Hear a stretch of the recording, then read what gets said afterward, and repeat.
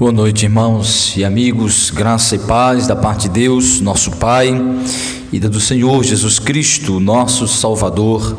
Amém. Nós vamos continuar cultuando ao Senhor nesta hora, neste momento. Nós iremos ler as Escrituras, expor esta Escritura para a nossa edificação, para o nosso crescimento espiritual, para a salvação dos pecadores e, acima de tudo, para a honra e a glória do nome do nosso Deus, a quem nós adoramos, servimos, em nome de quem nos unimos nesta noite, nos reunimos neste lugar. Vamos abrir a Escritura no texto de Atos, capítulo 18, continuando a exposição sequenciada do livro de Atos. Nós vamos iniciar o capítulo 18, vamos ler do versículo 1 ao versículo 17. Eu os convido para nós lermos de maneira alternada esse texto, para que todos participem e que com toda a atenção e reverência nós possamos ouvir a voz de Deus através da leitura da sua palavra. Leiamos Atos 18, de 1 a 17. Depois disto, deixando Paulo Atenas, partiu para Corinto. Lá encontrou certo judeu chamado Áquila, natural de Ponto, recentemente chegado da Itália, com Priscila, sua mulher, em vista de ter Paulo decretado que todos os judeus se retirassem de Roma. Paulo aproximou-se deles. E posto que eram do mesmo ofício, passou a morar com eles e ali trabalhava, pois a profissão deles era fazer tendas. E todos os sábados discorria na sinagoga, persuadindo tanto judeus como gregos. Quando Silas e Timóteo desceram da Macedônia, Paulo se entregou totalmente à palavra, testemunhando aos judeus que o Cristo é Jesus. Opondo-se eles, blasfemando, sacudiu Paulo as vestes e disse: sobre a vossa cabeça, o vosso sangue, Deus deixou limpa, e desde agora for para os gentios. Saindo dali, entrou na casa de um homem chamado Tício Justo, que era temente a Deus. A casa era contígua à sinagoga. Mas Cristo, o principal da sinagoga, creu no Senhor com toda a sua casa. Também muitos dos coríntios ouviam e viam que eram batizados. Teve Paulo durante a noite uma visão em que o Senhor lhe disse: não temas, pelo contrário, fala e não te cales. Porquanto eu estou contigo, e ninguém ousará fazer-te mal, pois tenho muito povo nesta cidade. E ali permaneceu 1 ano e 6 meses, ensinando entre eles a palavra de Deus. Quando, porém, Gaio era cônsul da Acaia, levantaram-se os judeus concordantemente contra Paulo e o levaram ao tribunal. Dizendo: este persuade os homens a adorar a Deus por modo contrário à lei. E a Paulo, quando Gaio declarou aos judeus, se fosse com efeito alguma injustiça ou crime maior da verdade, ó judeus, a razão seria a de Deus. Mas se é questão de palavra de nomes e de vossa lei e da vossa lei, tratai disso vós mesmos. Eu não quero ser juiz destas coisas. E os expulsou do tribunal. Então todos agarraram Sóstenes, o principal da sinagoga, e os pancavam diante do tribunal. Gaio, todavia, não se incomodava com estas coisas. Que o Senhor aplique sua palavra aos nossos corações. Amém. Ó Deus bendito, Senhor, Criador de todas as coisas, Deus soberano, sustentador e governante de tudo que há, de quem todos dependem, a quem tudo também deve voltar-se para o Senhor em louvor e glória. Louvamos e bendizemos ao Senhor, porque o Senhor nos salvou em Cristo, nos congregou em Cristo para pertencermos ao corpo de Cristo, à igreja do Senhor, e nos chamou para que nesta comunidade local fôssemos chamados, fôssemos convocados para louvar e bendizer ao Senhor, como igreja do Senhor, como povo do Senhor, em especial neste dia, dia do Senhor, em que celebramos a ressurreição vitoriosa do nosso Salvador, do nosso mediador, do Messias Jesus Cristo. Nós te bendizemos, ó Deus, pela oportunidade de nos reunir neste lugar como igreja do Senhor, como povo do Senhor, redimidos e lavados pelo sangue do Cordeiro, para o louvor da tua glória. Nesta hora, ó Deus, em que já te louvamos através dos outros elementos do culto sagrado, do culto revelado na tua palavra, agora nos achegamos diante do Senhor para ouvir a tua palavra, para ouvir a tua voz, através da exposição da tua santa palavra. Que o Senhor Deus, nesta hora, me capacite como pregador, possa me dar, ó Deus, da parte do teu Santo Espírito, a capacidade necessária para expor com fidelidade, para expor com profundidade, mas também com clareza a tua palavra, para que a glória de Cristo se manifeste através das verdades proclamadas do Evangelho.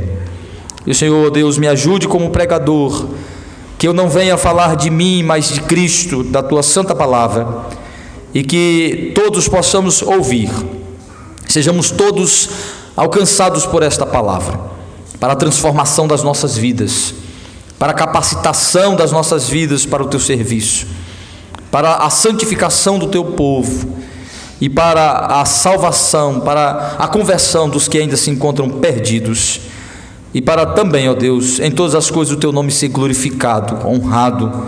Em nome de Jesus nós te oramos e desde já te louvamos. Amém. Meus irmãos e amigos, o tema principal o tema geral de nossa exposição do livro de Atos é o progresso do Evangelho de Jerusalém até os confins da terra. E analisando a maneira como Lucas inspiradamente registra o progresso do Evangelho, como que o Evangelho inicialmente pregado pelos apóstolos, por Jesus e posteriormente pelos apóstolos, vai alcançando o itinerário estabelecido por Cristo, a agenda estabelecida por Cristo, de começar pelos judeus ali em Jerusalém, passando pela Judéia, pela Samaria, até chegar aos gentios. Vimos agora como o Evangelho vai adentrando ao mundo gentílico, pelo ministério do apóstolo Paulo, o chamado apóstolo aos gentios, aquele que tem uma missão específica de alcançar com o Evangelho os gentios de sua época, e ser um instrumento do Espírito Santo para registrar o Evangelho através de suas cartas, para que este Evangelho continue alcançando os gentios como nós, e todos os outros ao redor do mundo, espalhados pelo mundo, cumprindo o plano soberano de Deus. Paulo, então, como pregador, especialmente aos gentios, como o maior missionário do cristianismo, chega a uma das cidades mais importantes do mundo antigo, que é a cidade de Corinto. Nesta cidade, o apóstolo Paulo vai pregar o Evangelho, vai enfrentar grandes desafios, não só como pregador do Evangelho, não só como um missionário, não só como um estranho, um transeunte, mas também como um pastor, pois ele passa 1 ano e meio naquela cidade, funda uma igreja, inicia uma igreja, pastoreia esta igreja. Ali também ele enfrentará um dos seus grandes desafios pastorais, não só no âmbito missionário, mas também pastoral. Você percebe isso nas duas cartas que o apóstolo Paulo vai escrever para esta igreja.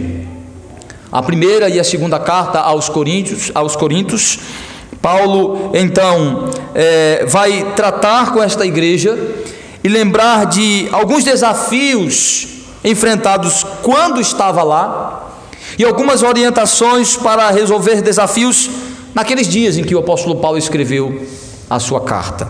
Ali o apóstolo Paulo enfrentou grandes dificuldades, mas também experimentou da manifestação da multiforme providência de Deus, da variada providência de Deus. Paulo não só experimentou desafios novos, desafios instigadores, provocadores, e de alguma forma, desafios que pela primeira vez atingiram o apóstolo Paulo a ponto de relativamente desanimá-lo em sua missão. Você vai perceber isso no texto que nós lemos e também na carta do apóstolo Paulo aos Coríntios, dizendo que ali grandes aflições atingiram o seu coração, a sua alma. Ele lidou com várias dificuldades e essas dificuldades atingiu as suas emoções, atingiu o seu coração, o abateu e o desanimou em alguns momentos, mas também ali ele pôde experimentar da graça renovadora de Deus em seu coração, da providência de Deus. Então este momento especial na segunda viagem missionária de Paulo traz também uma grande experiência do apóstolo e como ele experimentou a manifestação da multiforme providência de Deus e como isso é relevante para nós como crentes, como ouvintes da palavra do Senhor. A cidade de Corinto era a capital da região da Caia, na Grécia, e aquela cidade era de grande importância, era uma cidade populosa. Alguns acreditam que ela tinha aproximadamente 200 mil habitantes, uma cidade portuária em que havia 2 grandes portos que serviam para abastecer Corinto como uma cidade que era um centro comercial daquela região. Então era uma cidade riquíssima, de referência comercial, mas também famosa pela sua promiscuidade, pela sua imoralidade. Uma cidade conhecidíssima por conta da promiscuidade, da prática imoral que envolvia aquela cidade, incluindo o fato de que os coríntios adoravam a deusa Afrodite, a deusa do amor, e ali havia um templo dedicado a esta deusa e práticas sexuais incluídas no seu culto, pois havia inúmeras prostitutas culticas na cidade de Corinto. Paulo vai lidar sobre isso quando ele vai falar sobre as vestimentas das servas do Senhor na igreja, que deveriam se vestir de maneira que as distinguisse entre elas como servas do Senhor santas e as prostitutas que serviam lá no templo pagão da deusa Afrodite. Então vejam quantos desafios e quantas informações interessantes nós vamos acolher em relação a esta cidade e grandes dificuldades e desafios o apóstolo Paulo enfrentou nesta cidade, mas também o quanto ele pôde experimentar da graça e da providência de Deus. E neste momento gostaríamos de ver exatamente como o apóstolo Paulo, diante deste grande desafio missionário e pastoral, ele pôde então experimentar a multiforme providência de Deus. Primeiro, o texto nos mostra como esta multiforme providência de Deus se manifestou quanto ao sustento financeiro de Paulo, mas também mostra como a multiforme providência de Deus se manifesta na nossa vida, na vida dos servos do Senhor, quanto ao sustento de Deus, quanto à providência que sustenta a nossa vida. É óbvio que, tratando-se de sustento financeiro, a Bíblia diz que Deus estabeleceu em sua providência o nosso trabalho, o trabalho dos indivíduos, dos responsáveis pelo sustento de uma família, o homem, e por conseguinte a mulher, quando esta coopera como auxiliadora. O trabalho do homem é seu meio ordinário de sustento. Porém, nós sabemos que Deus manifesta a sua providência quanto a isso de várias maneiras.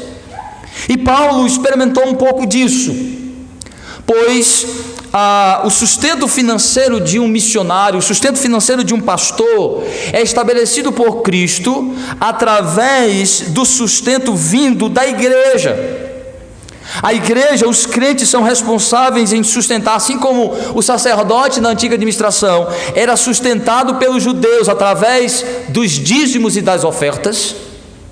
Cremos que este princípio permanece na nova aliança, que os crentes, que os cristãos, que os crentes, os membros da igreja, são responsáveis em sustentar financeiramente os seus obreiros, aqueles que vivem integralmente para pregar a palavra de Deus, quer sejam pastores, quer sejam missionários, quer sejam mestres, pessoas que vivem da palavra. Jesus Cristo falou sobre isso quando ele enviou os 12 apóstolos, quando ele enviou os 12 discípulos, junto com um grupo de mais outros irmãos, formando os 70, os famosos 70 enviados de 2 em 2. Jesus disse que eles não deveriam levar muitas coisas, não deveriam levar muitas roupas, não deveriam, isso está no Mateus capítulo 10, eles não deveriam levar muitos alforjes, não deveriam levar sandálias, muitas roupas, comida, nem levar ouro, porque eles deveriam aprender a viver da missão, da palavra. Ele diz: vocês então vão às cidades, batam nas portas, se lhes acolherem,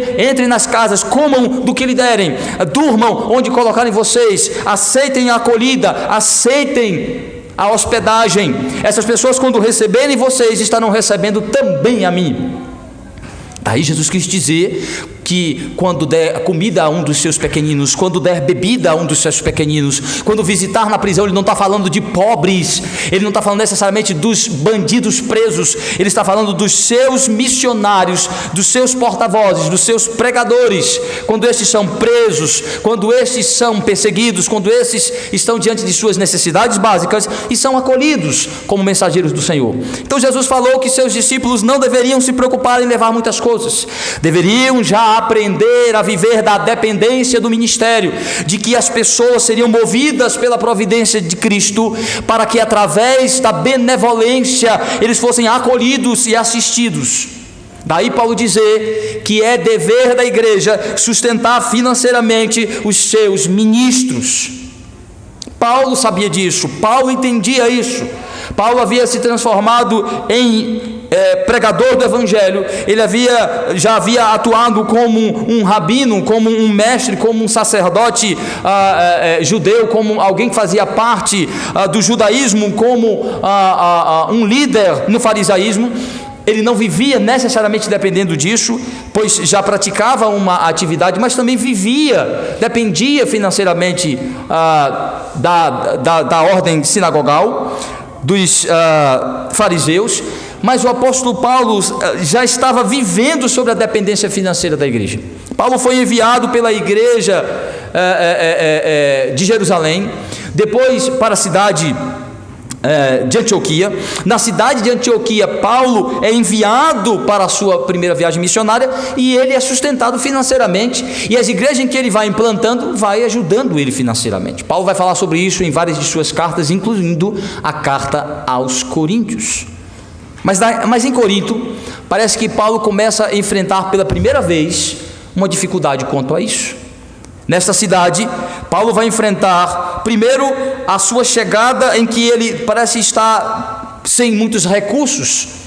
A ajuda financeira que ele recebia até então para ele e sua comitiva parece que já não atendia tanto às necessidades. Ele começa agora a voltar à atividade anterior de construtor de tendas. Vejam comigo do versículo 1 ao versículo de número 4. Aconteceu que, estando o apóstolo Paulo em Corinto, Paulo, tendo passado pelas regiões, me perdoem, capítulo 18, de 1 a 4. Depois disto, deixando Paulo Atenas, partiu para Corinto. Lá encontrou certo judeu chamado Áquila, natural do Ponto, recentemente chegado da Itália com Priscila, sua mulher, em vista de ter Cláudio decretado que todos os judeus se retirassem de Roma. Paulo aproximou-se deles e, posto que eram do mesmo ofício, passou a morar com eles e ali trabalhava, pois a profissão deles era fazer tendas. Paulo não passou muito tempo em Atenas, não houve muito progresso do trabalho em Atenas, apesar de algumas conversões, e imediatamente Paulo vai para a cidade de Corinto, e lá ele aguarda Silas e Timóteo.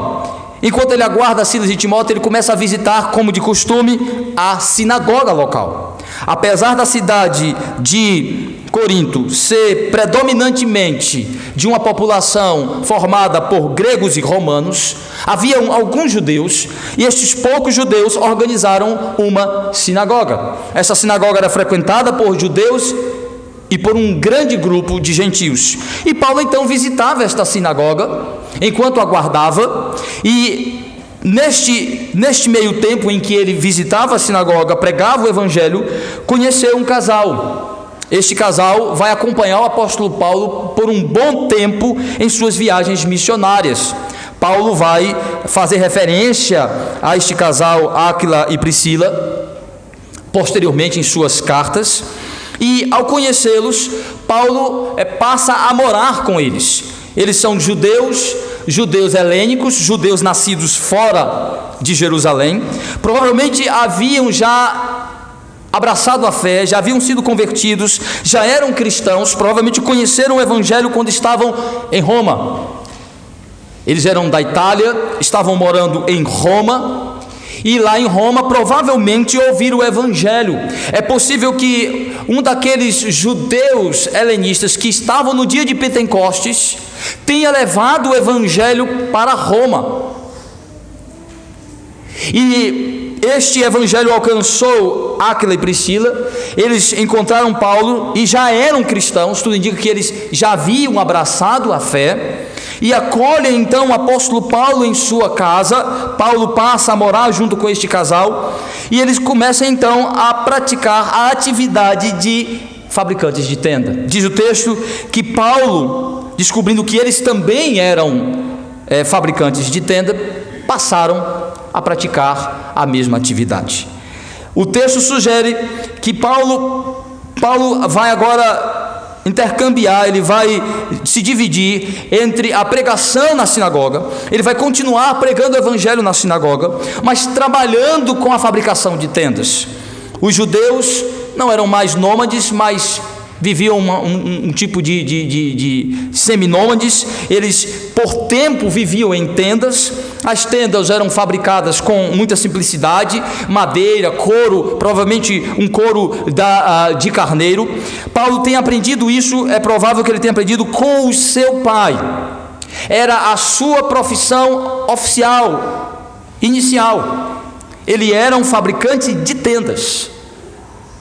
E agora, como missionário, entendia que ele deveria viver integralmente do ministério, mesmo como um missionário, mas entende que agora, pela providência de Deus, há uma oportunidade de complementar a sua renda, de complementar a sua atividade enquanto espera para intensificar a sua atividade missionária. Ele aguarda Silas e Timóteo. Ele então vai se deter a esta atividade para ter mais recursos. Mas quando você vai para a carta aos Coríntios, você vai perceber que Paulo não só faz tenda por um determinado tempo, curto tempo. Parece que boa parte do tempo que ele passou em Corinto, 1 ano e meio, a maior parte deste tempo ele fabricou tendas. Não foi só um complemento de renda. Parece que na cidade de Corinto, Paulo se sustentou quase que exclusivamente de fabricar tendas. Porque uma das dificuldades que Paulo enfrentou em Corinto foi a resistência de alguns cristãos em Corinto, de alguns convertidos em Corinto, de achar que não era justo Paulo ser sustentado pela igreja, de questionar o sustento financeiro do servo do Senhor através da igreja. Para que não fiquem em mera especulação da minha parte, abram por favor o texto de 1 Coríntios, capítulo 9, de 1 a 18. Paulo vai relatar a dificuldade que ele enfrentou nessa área e continuava enfrentando à distância com os crentes da cidade de Corinto, aqueles que eram filhos na fé do apóstolo Paulo, que foram pastoreados, discipulados e pastoreados por Paulo, e que deram grande trabalho para Paulo, não só à distância, mas também pessoalmente.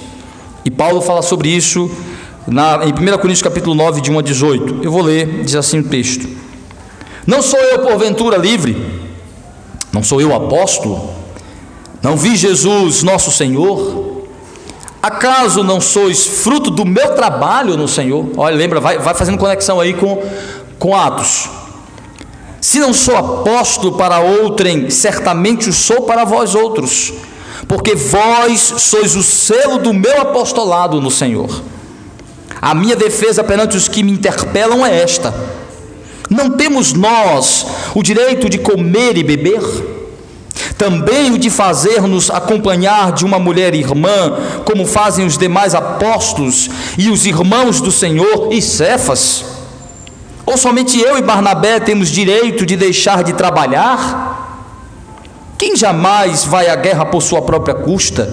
Quem planta a vinha e não come do seu fruto? Ou quem apacenta um rebanho e não se alimenta do leite do rebanho? Porventura falo isto como um homem, ou não diz também a lei? Porque na lei de Moisés está escrito: não atarás a boca ao boi quando pisa o trigo. Acaso é com bois que Deus se preocupa? Ou é seguramente por nós que ele o diz? Certo que é por nós que está escrito: pois o que lavra cumpre fazê-lo com esperança, o que pisa o trigo faça-o na esperança de receber a parte que lhe é devida. Se nós vos semeamos as coisas espirituais, será muito recolhermos de vós bens materiais? Se outros participam desse direito sobre vós, não temos nós em maior medida? Entretanto, não usamos desse direito, antes suportamos tudo para não criarmos qualquer obstáculo ao Evangelho de Cristo. Não sabeis vós que os que prestam serviço sagrado do próprio templo se alimentam? Quem serve ao altar, do altar tira o seu sustento?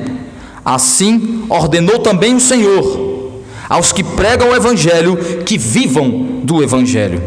Eu, porém, não me tenho servido de nenhuma destas coisas. Não escrevo isto para que assim se faça comigo, porque melhor me fora morrer antes que alguém me anule esta glória. Se anuncio o Evangelho, não tenho do que me gloriar, pois sobre mim pesa essa obrigação, porque ai de mim se não pregar o Evangelho. Se o faço de livre vontade, tenho galardão, mas se o constrangido, é então a responsabilidade de despenseiro que me está confiada. Neste caso, qual é o meu galardão? É que, evangelizando, proponha de graça o Evangelho para não me valer do direito que ele me dá. Ainda veja no capítulo 4, Paulo retoma este assunto no capítulo 4, versículo 11 e 12. 1 Coríntios 4, versículo 11 e 12.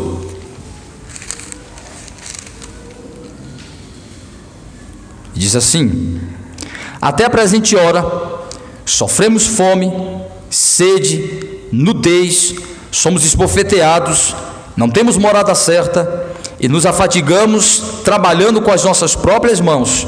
Quando somos injuriados, bendizemos; quando perseguidos, suportamos.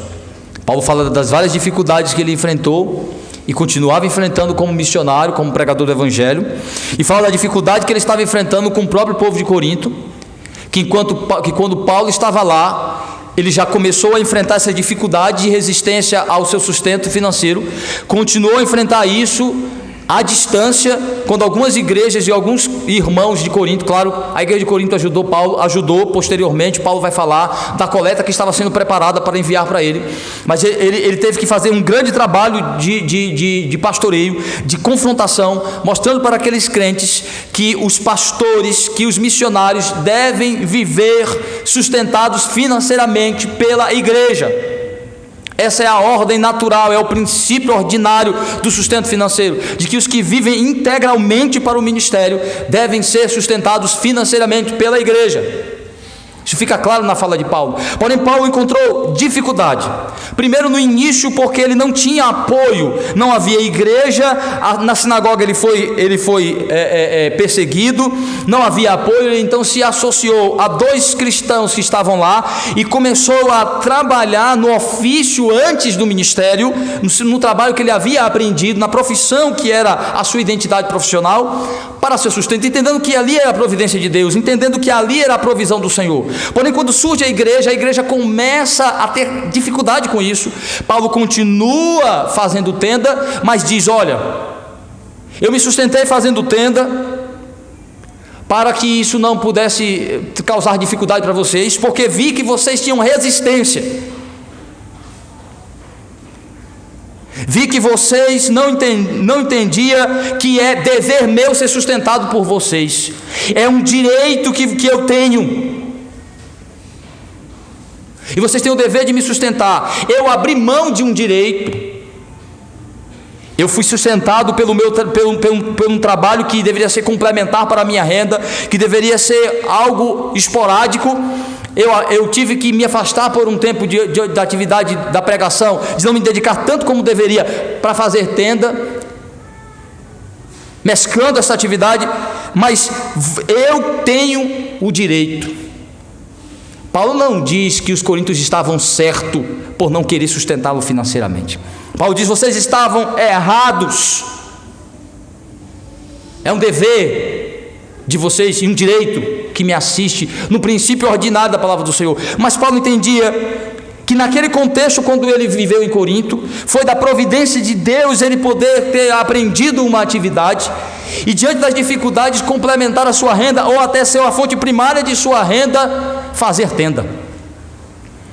Este ensinamento, este exemplo de Paulo é muito usado pelos pastores quando precisam complementar a sua renda diante de uma dificuldade dessa que o apóstolo Paulo enfrentou.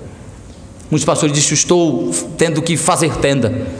Na nossa realidade pobre, nordestina, nós temos muitos pastores fazendo tenda, complementando sua renda, por estar em regiões em que as igrejas não podem assisti-los com a dignidade que eles deveriam ser assistidos, de sustentá-los realmente, por não ter recursos. Mas também nós temos pessoas que pensam como os coríntios, que os pastores não devem ser sustentados financeiramente pela igreja, de que os pastores devem fazer outras atividades, e que dão glórias a Deus quando aparece um pastor que não precisa financeiramente porque tem outra profissão. Mas a dedicação integral ao ministério é de fundamental importância, meus irmãos. O princípio ordinário de Cristo é isso: um pastor ter disposição para integralmente pastorear, um missionário ter disposição para integralmente pregar o evangelho, e estes serem sustentados pela igreja. Este é o princípio ordinário. Mas Paulo pôde ver como alguns pastores também experimentam em missionários a multiforme providência de Deus, que às vezes, pelas circunstâncias mais variadas, pela escassez, pela dureza do coração, pelo pecado e pela própria providência e circunstâncias estabelecidas por Deus, muitas vezes a fonte primária e ordinária é cessada, é substituída por outras fontes. Eu pude aprender isso, por isso que fazer o seminário de alguma forma para um vocacionado ao ministério pastoral é de fundamental importância. Eu pude aprender um pouco disso quando eu fui para o seminário enviado pela igreja e depender inicialmente financeiramente totalmente da igreja. É em alguns momentos angustiante, desafiador, mas ao mesmo tempo você vai aprendendo a multiforme providência de Deus, de que existem meios ordinários, mas também extraordinários de Deus prover as coisas na nossa vida.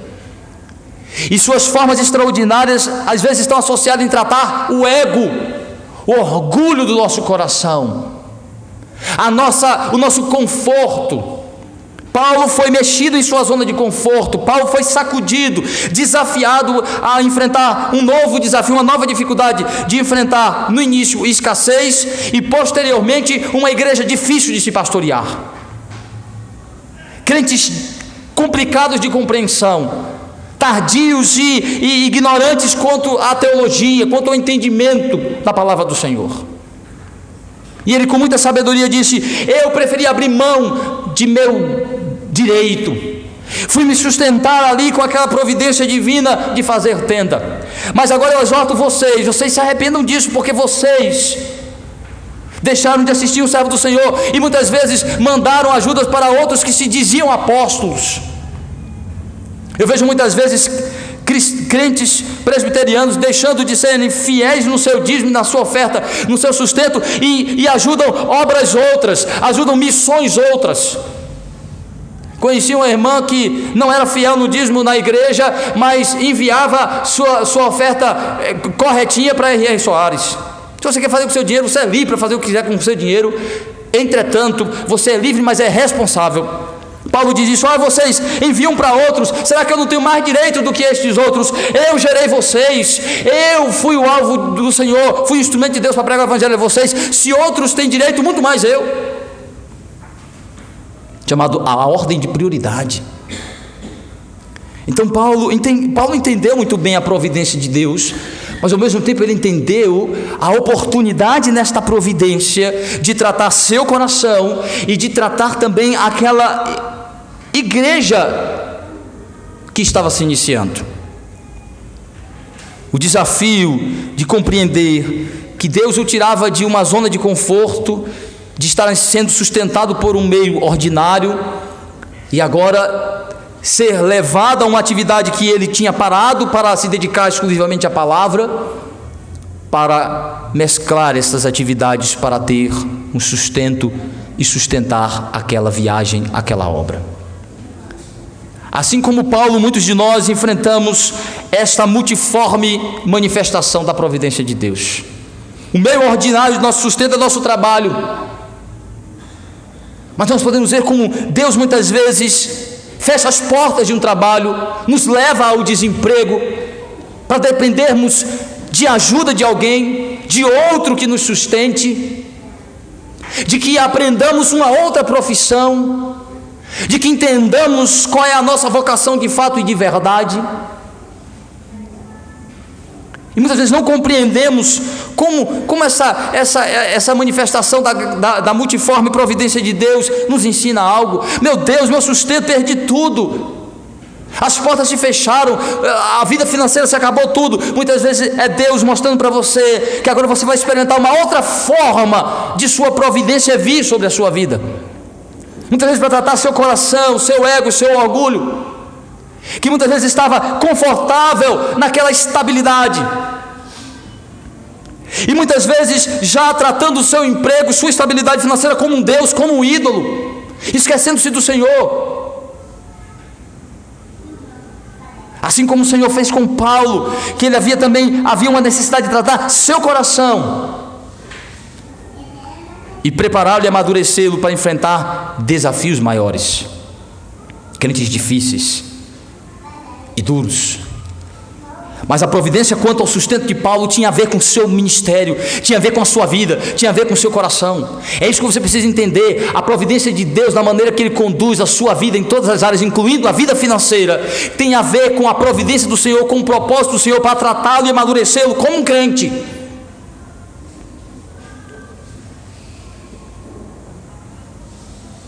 Às vezes precisamos experimentar esta manifestação variada da providência de Deus, e sermos sacudidos, tirados de nossa zona de conforto, para aprender mais de Deus, de sua providência. E o texto continua mostrando que não só a providência quanto ao sustento, mas a providência quanto ao resultado da missão, quanto aos efeitos da obra do servo do Senhor, o resultado do nosso trabalho, o fruto do trabalho em si. A graça de Deus, a providência de Deus também se manifesta multiforme quanto ao resultado do nosso trabalho. E aí que muitas vezes nós nos enganamos, principalmente quando estamos acostumados a ver um resultado ordinário de trabalho, as coisas dando certo ou dando sempre errado. E Paulo vai experimentar algo interessante nesta viagem. Veja do versículo 4 até o versículo 8. O texto diz assim: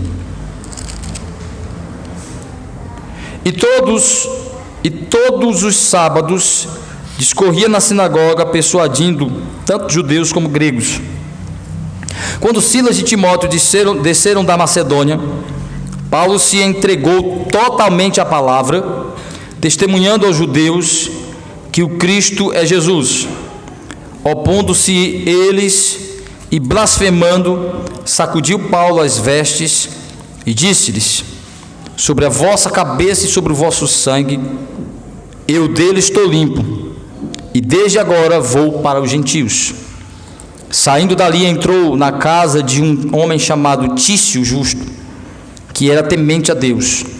A casa era contígua à sinagoga, mas Crispo, o principal da sinagoga, creu no Senhor com toda a sua casa. Também muitos dos coríntios, ouvindo, criam e eram batizados. Paulo já havia experimentado a providência de Deus quanto ao resultado de seu trabalho das mais variadas formas. Mas uma coisa interessante que nós percebemos aqui é uma certa diferença na maneira que Deus vai tratar o trabalho de Paulo em Corinto. Paulo geralmente escolhia as cidades quanto à sua estratégia de posição, a população, sua condição e potencial financeiro, para que dali o evangelho pudesse expandir para regiões de menos poder, de menos capacidade. Mas ali Paulo está numa cidade de grandes desafios, de grande dificuldade, uma cidade rica, uma cidade portuária, uma cidade de muita imoralidade e perversão. Então, aos olhos de Paulo, provavelmente um lugar difícil para o evangelho.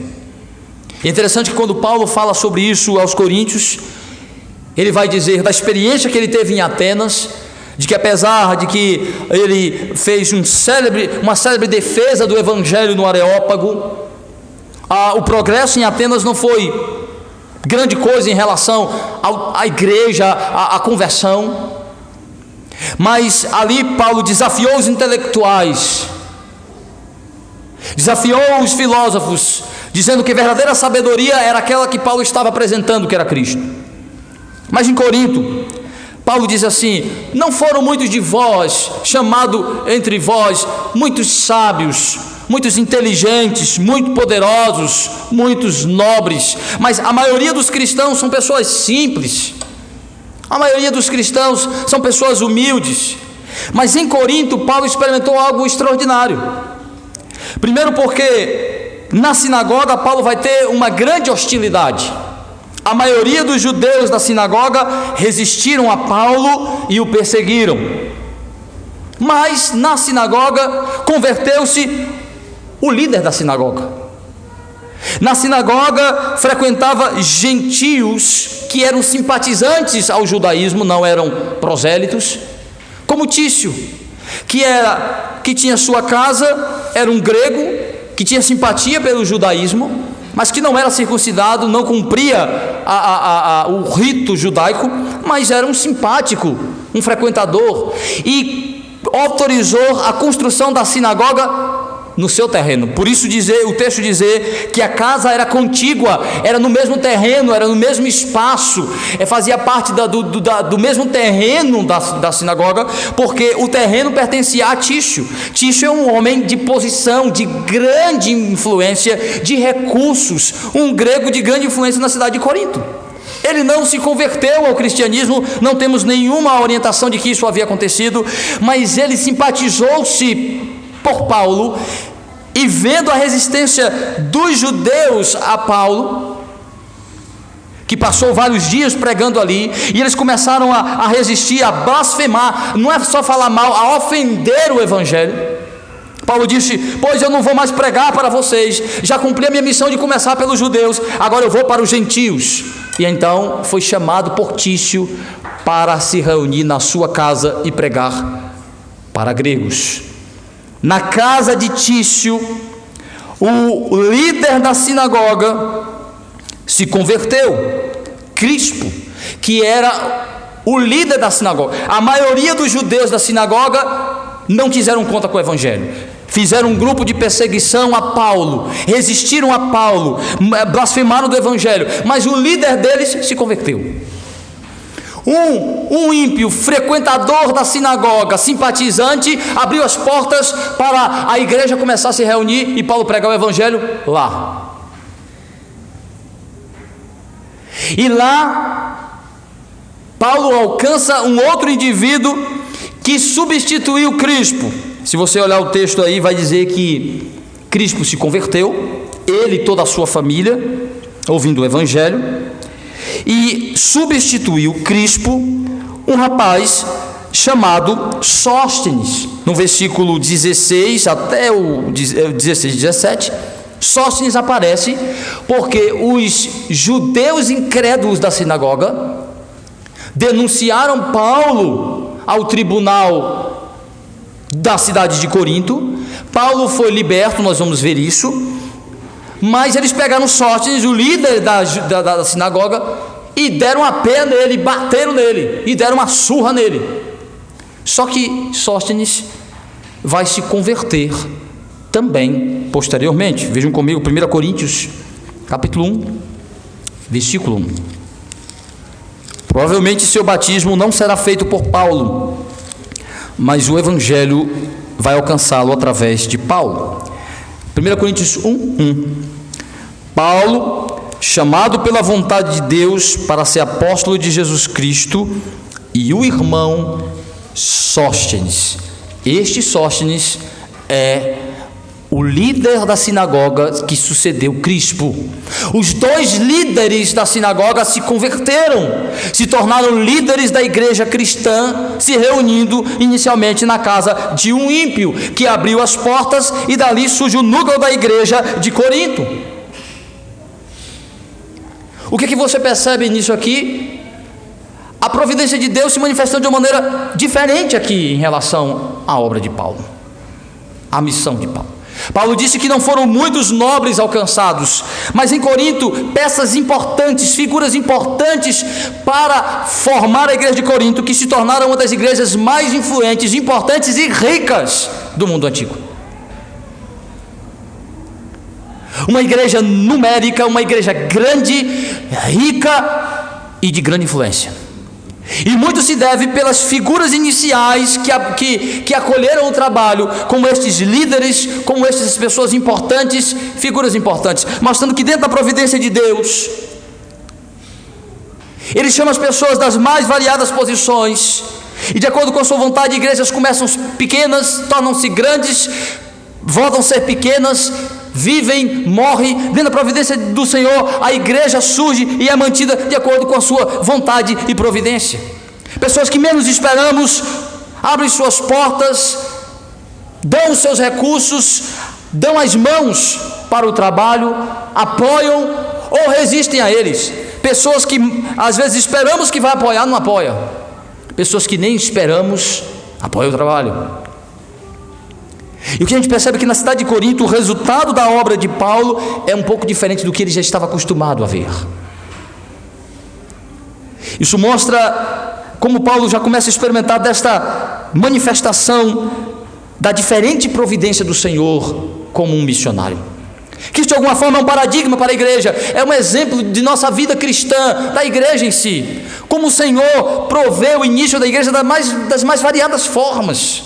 Como pessoas são levantadas, recursos de apoio são levantados das mais variadas formas. Às vezes ficamos desanimados e tristes porque não vemos as coisas acontecerem e terem um resultado que nós esperamos, mas o resultado é conforme a providência de Deus.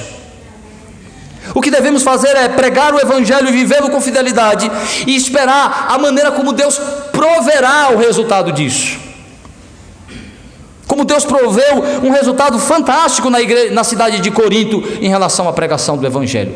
Pessoas que não eram esperadas de alguma forma, conversões que Paulo nunca calculou e imaginou.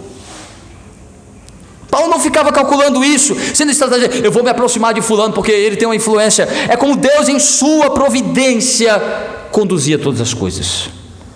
E continua a conduzir. Na nossa vida como igreja, na sua maneira como dá o resultado do nosso trabalho. De quantas conversões, que tipo de conversões, que pessoas, às vezes nós estamos discipulando, nós estamos pregando o evangelho para alguém, nós estamos recebendo certas pessoas na igreja, estamos acompanhando essa pessoa, aí a gente pensa assim, essa pessoa aí vai se converter, essa pessoa vai ser um apoio fantástico na igreja. Muitas vezes não é. Outros despretensiosamente são chamados, são acolhidos, vêm, se convertem, se tornam pessoas influentes, importantes, que se tornam esteio e apoio e um grande instrumento para a proclamação do evangelho, e muitas vezes nós nem esperamos isso. Porque o resultado, a maneira como o nosso trabalho vai progredir, é de acordo com a providência de Deus. Tanto no que tange a nossa vida eclesiástica, a nossa vida como crentes na igreja, como em todas as áreas da nossa vida. Às vezes ficamos apegados a maneiras ordinárias de resultado, ficamos nos comparando com as pessoas, ficamos nos comparando igreja com igreja. Às vezes ficamos desanimados porque queremos a organização, a quantidade numérica, ou o entusiasmo, ou o número de atividades de outras igrejas. Nós devemos nos comparar com o padrão de Cristo sobre a igreja. Nós devemos olhar para as Escrituras e ver o que Cristo pensa da igreja, e não ficarmos necessariamente esperando resultados que nós entendemos que deve ser, ou seja, resultados que a gente viu em outro lugar. Eu queria que a nossa igreja tivesse um resultado como eu vi em tal lugar. Se prega e se tem tanta conversão, se tem trabalho dessa ou dessa maneira, Deus age dessa ou dessa maneira. São maneiras multiformes da providência de Deus. A nossa preocupação deveria ser, como disse o apóstolo Paulo aos Coríntios no capítulo 4, que os homens nos vejam como dispenseiros fiéis de Cristo. Não fique nos avaliando pelo resultado do nosso trabalho, não fique avaliando pelo fruto necessário da nossa missão, do nosso trabalho, mas que nos vejam na identidade com Cristo, de fidelidade, de amor, de dedicação. A nossa preocupação maior, e às vezes a gente fica se comparando como pessoa, aí diz assim, mas eu sou tão honesto, eu sou tão dedicado, e as coisas dão tão difíceis para mim, o resultado dá tão difícil. Fulano ali é tão relaxado, e as coisas para ele dá até boa. Não faça esse tipo de comparação. A providência de Deus é diferente, sua maneira de prover é diferente, seus propósitos, sua maneira de conduzir as vidas. Não fique buscando uma uniformidade de resultado, porque é conforme a providência de Deus. Sua preocupação deve ser: estou fazendo o que é certo, estou agindo de maneira certa, estou tendo a motivação certa, estou de fato fazendo como Deus requer de mim. É isso que às vezes nós olhamos para a igreja e ficamos avaliando a igreja por resultados. Avalie a sua igreja pela fidelidade a Cristo. Avalie a sua igreja, o ministério pastoral, pela fidelidade à pregação, pela fidelidade ao pastoreio, pela fidelidade a Cristo, não resultados. Isso faz parte da multiforme providência de Deus para variados propósitos. Paulo, de alguma forma, ele foi desafiado a analisar isso na cidade de Corinto, como ele viu as coisas acontecerem de uma maneira muito diferente do que ele já estava acostumado de alguma forma a ver. E se você ler a primeira carta e a segunda carta, ele vai falar da impressão que isso produziu nele enquanto ele estava em Corinto.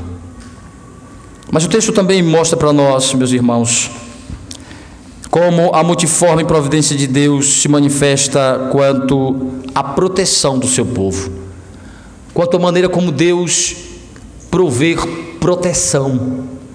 Veja que coisa interessante, o texto diz a partir do versículo 9: teve Paulo durante a noite uma visão em que o Senhor lhe disse: não temas, pelo contrário, fala e não te cales, porquanto eu estou contigo e ninguém ousará fazer-te mal, pois tenho muito povo desta cidade. E ali permaneceu 1 ano e 6 meses, ensinando entre eles a palavra de Deus. Quando, porém, Galho era procônsul da Acaia, levantaram-se os judeus concordemente contra Paulo e levaram ao tribunal, dizendo: este persuade os homens a adorar a Deus de modo contrário à lei. E a Paulo falar, quando Galho declarou aos judeus: se fosse com efeito alguma injustiça ou crime da maior gravidade, ó judeus, de razão seria atender-vos, mas se é questão de palavra, de nomes, da vossa lei, tratai disso vós mesmos. Eu não quero ser juiz dessas coisas. E os expulsou do tribunal. Então todos agarraram Sóstenes, o principal da sinagoga, e o espancavam diante do tribunal. Galho, todavia, não se incomodava com estas coisas.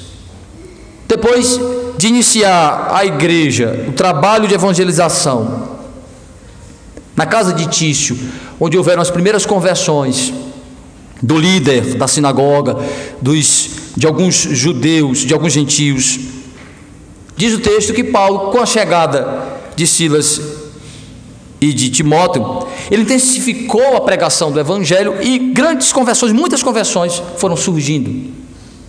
E quando a igreja vai crescendo por ódio, por vingança, por ver dois líderes se converterem ao cristianismo, os judeus e impíos começaram a perseguir Paulo, e principalmente ao ver a mudança da liderança política daquela província, daquela região, a região da Caia, o procônsul muda por ordem e decreto do imperador Cláudio, que havia perseguido os judeus em Roma, e entendendo que poderia ser uma oportunidade de conseguir expulsar esses cristãos que estão crescendo na cidade de Corinto, uma cidade promíscua, uma cidade imoral, uma cidade rica, uma cidade portuária, uma cidade de grande influência, de grande passagem de pessoas, e assim, aqui é difícil para o evangelho, mas a igreja de Corinto está crescendo avassaladora, de maneira extraordinária, poderosíssima. Isso está incomodando os judeus que pretendem perseguir e expulsar os cristãos dali. Mas o texto diz que Paulo teve uma visão do Senhor à noite, dizendo para ele que ele não sofreria mal naquela cidade. Mas preste atenção no texto, nas palavras do texto. Paulo, durante a noite, teve uma visão que o Senhor disse: não temas, pelo contrário, fale e não te cales. Alguns intérpretes, alguns comentaristas vão concluir que essa fala do Senhor, ela pressupõe que Paulo estava desanimado, que Paulo estava abatido. Provavelmente os problemas da igreja de Corinto começam a surgir, a perseguição dos judeus está forte, e Paulo está de alguma forma abatido. Ele fala sobre esse abatimento em sua carta, ele fala sobre esse desânimo em sua carta.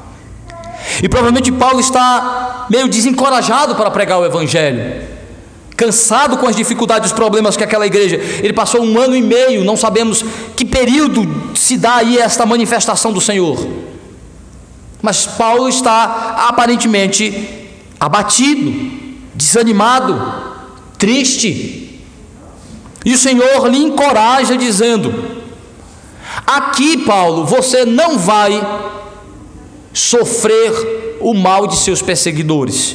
Se anime, pregue o evangelho, continue pregando com integridade, continue pregando com totalidade o evangelho, não se desanime.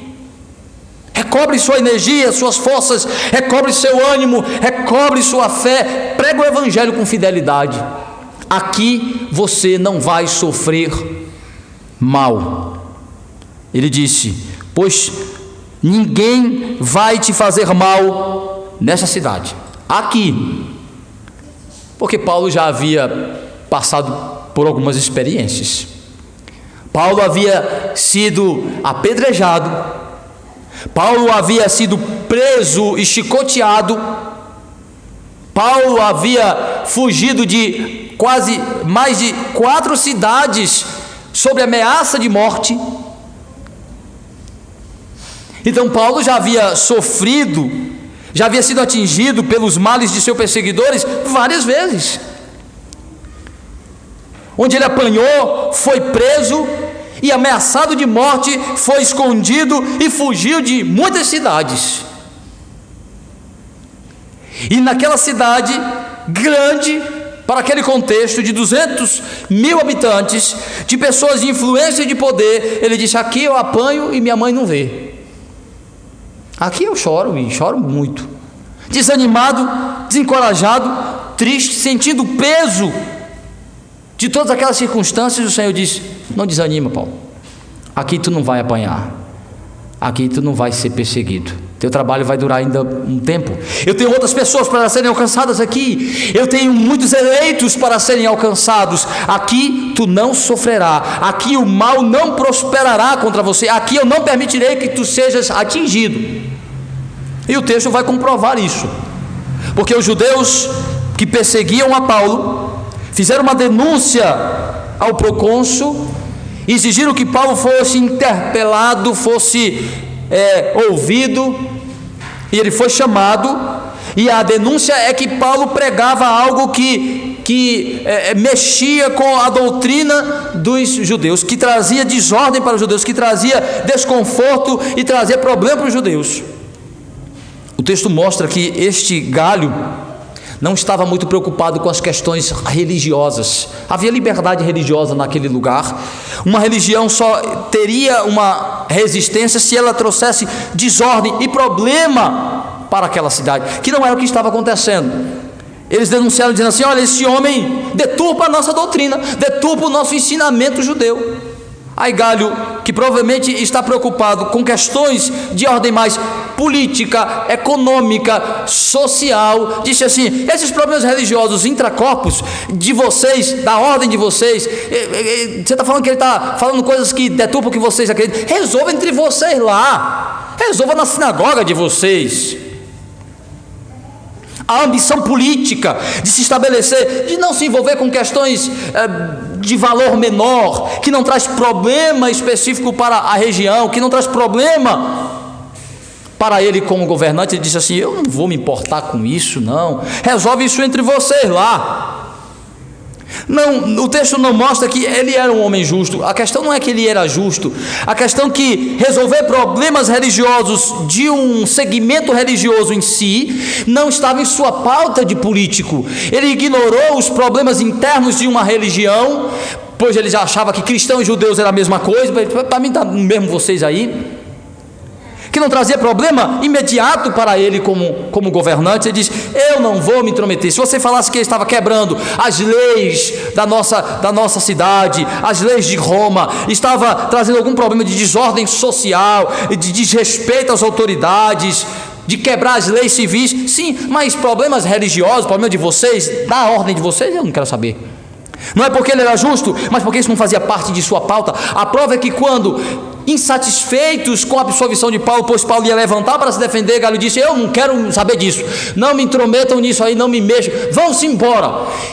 E parece que usou a força policial para dizer assim: sai daqui, saiam todos, vamos embora. Paulo, pela providência de Deus, se valeu da indiferença daquele líder quanto aos problemas religiosos dos judeus e dos cristãos, para não sofrer nenhum dano. Não podendo fazer nada com Paulo e sua comissão, os judeus pegaram o líder de sua sinagoga e bateram nele. E Cláudio olhou, o Galho olhou e disse: estou nem aí. Não é justiça, ele não está preocupado. Olha, ele não quis se intrometer com uma questão religiosa, mas deixou uma ofensa, deixou uma agressão física acontecer sem qualquer... Então não é um homem justo, um homem preocupado com a ordem, mas preocupado com questões que podem atingir o seu governo, atingir seu projeto de se estabelecer naquele lugar. É um ganancioso, é um oportunista, mas que pela providência de Deus, essa atitude beneficiou Paulo. Paulo não foi preso, Paulo não foi chicoteado, Paulo não foi apedrejado, e ali pôde ficar em paz quanto à perseguição dos judeus, pois eles não poderiam mais continuar perseguindo, quanto a qualquer resistência daquela cidade. A providência de Deus garantiu proteção, que o mal não progredisse, mas naquele contexto. Em outros momentos o mal atingiu, em outros momentos o trabalho missionário foi extremamente interrompido. Aí a pergunta é: aqui Deus proveu e lá não? Aqui fazia parte do plano de Deus, e lá quando Paulo foi preso, quando Paulo foi chicoteado, quando Paulo foi apedrejado, também não fazia parte. Aqui Deus é protetor e diz que o mal não lhe atinge. Lá Deus não era protetor? O que nós percebemos é que dentro da providência de Deus, o mal nos atinge segundo a sua providência, o seu plano, segundo o seu propósito. O mal só nos atinge quando Deus tira a proteção e quer que o mal nos atinja para algum propósito, para nos tratar de alguma forma, para nos aproximar dele de alguma forma, para fazermos conhecer mais de sua graça e de sua providência de alguma forma. A proteção de Deus não significa que nada nos atingirá. A proteção de Deus significa que, ainda atingidos, nada nos separará dele, que ainda atingidos, nada destruirá nossa fé, que ainda que o mal nos atinja, nada tirará a presença da graça de Deus, ela permanece suprindo. Dizer que Deus protege o seu povo não significa que Deus os livra, os impede que todo mal os atinja. Esse tipo de promessa não existe nas Escrituras. O que existe é que nenhum mal terá poder de nos afastar do Senhor, de destruir a nossa fé e de interromper a graça de Deus na nossa vida. E a ser atingido pelo mal também faz parte do ensino de Deus, do tratamento de Deus, da maturidade da fé, do exercício da fé, do tratamento do nosso orgulho, do nosso coração.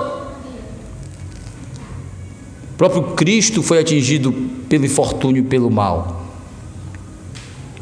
Então Paulo viu aqui como a experiência que ele teve de ser atingido pelo mal várias vezes, dos judeus conseguirem levá-lo preso e bater nele várias vezes. Aqui o judeu não teve sucesso. Isso mostra como Paulo vai experimentando a multiforme providência de Deus, que está sempre com ele, mas permite o mal atingi-lo quando ele o quer e para o propósito que ele quer. Hoje você está numa vida boa, tranquila, Deus lhe protegendo de todo mal, mas o infortúnio pode bater na sua porta hoje ou amanhã, e Deus continuará sendo o mesmo Deus protetor, guardador, porque Ele guardará o que é fundamental na sua vida se você é um crente: sua fé, sua comunhão com Deus, sua vida salva no Senhor. Mas o mal pode atingi-lo para os mais variados propósitos de Deus. Em Paulo serviu para tratá-lo e amadurecê-lo em muito, mas agora ele experimenta um pouco de bonança, um pouco de proteção e de livramento. Não significa que essa é a forma sempre ordinária de Deus prover a proteção para nós. Ele pode prover dificuldades, desafios, que sejamos atingidos pelo mal, que sejamos atingidos pelo infortúnio, pela doença, pela escassez, pela dificuldade, pela injustiça das pessoas, pelas mentiras, pelas difamações. Mas a sua graça nos assistirá. Deus continuará nosso protetor e guardador. E isso não devemos nunca nos esquecer. E precisamos experimentar esta multiforme providência de Deus, para que a nossa fé seja madura, experiente de fato e de verdade, e conheçamos mais da multiforme graça, pois a sua multiforme graça atua concomitante com a sua multiforme providência. Que Ele, pois, nos abençoe. Amém. Senhor Deus, nosso